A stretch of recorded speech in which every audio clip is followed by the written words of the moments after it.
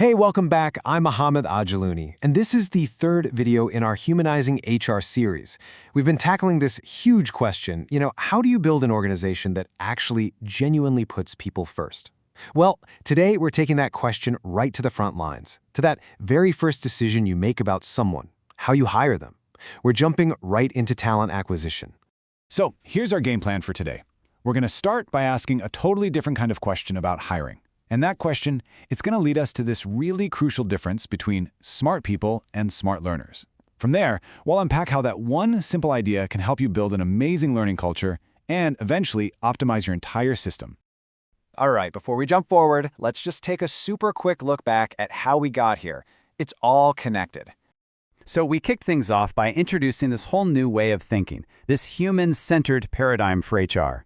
Then we even challenged the name human resources, right? Because the words we use really do shape how we think. So now it's time to put that new mindset to work. And honestly, there's no better place to start than the very front door of your organization, how you find and bring in new people.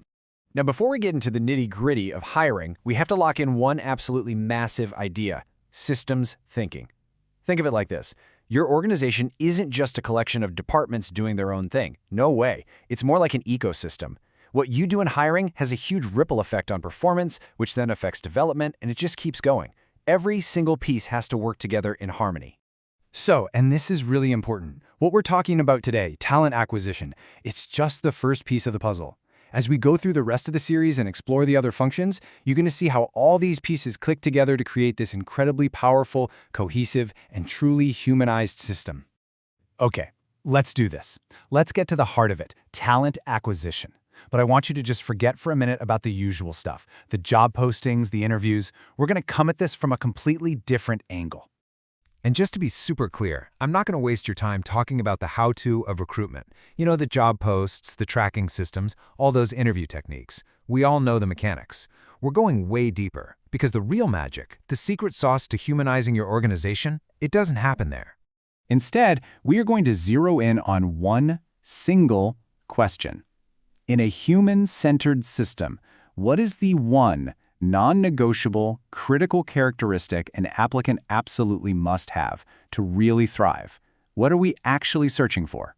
So what is it? What's that one essential trait we're looking for? I'll tell you this, it's probably not what you're thinking. It's a subtle but really, really powerful shift in how we see people. So just imagine this for a second. You've got a candidate and they're perfect on paper. They have all the skills, all the experience you need for the job today. It seems like a no-brainer, right? An easy yes. But wait, before you make that offer, there's one final make-or-break test they have to pass. And this is it. This is the game changer. You see, the old way was all about hiring smart people, people who already have the answers. But the new, humanized focus is on hiring smart learners, people who have an incredible talent for learning new things. We're shifting our focus from the past to their potential. I really want you to let that sink in for a moment. The system we're trying to build doesn't just need smart people, it needs smart learners. It's a system designed not around what people already know, but around their capacity, their hunger to grow and adapt. Okay, so that sounds great in theory, right? But how do you make it real? How do you actually spot a smart learner in an interview? And what really happens when your entire organization is full of these people? So let's get practical. If this is our top priority, if this is the thing we care about most, how do we build a hiring process that can actually find it? How do we filter for this learning agility?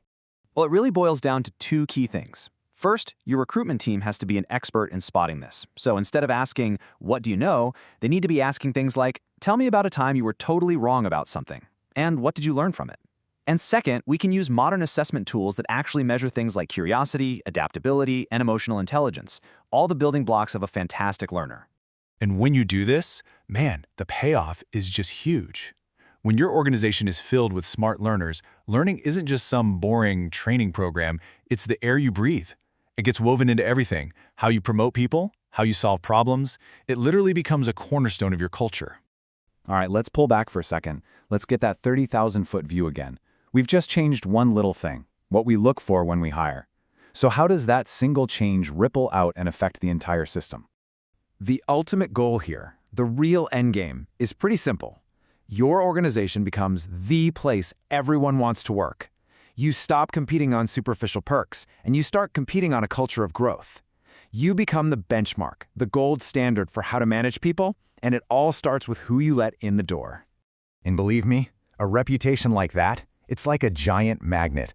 The best people, the true smart learners, they will find you. But it's not just about getting them to come. A culture that's built on learning is a culture that gets them to stay. They come and they grow with you.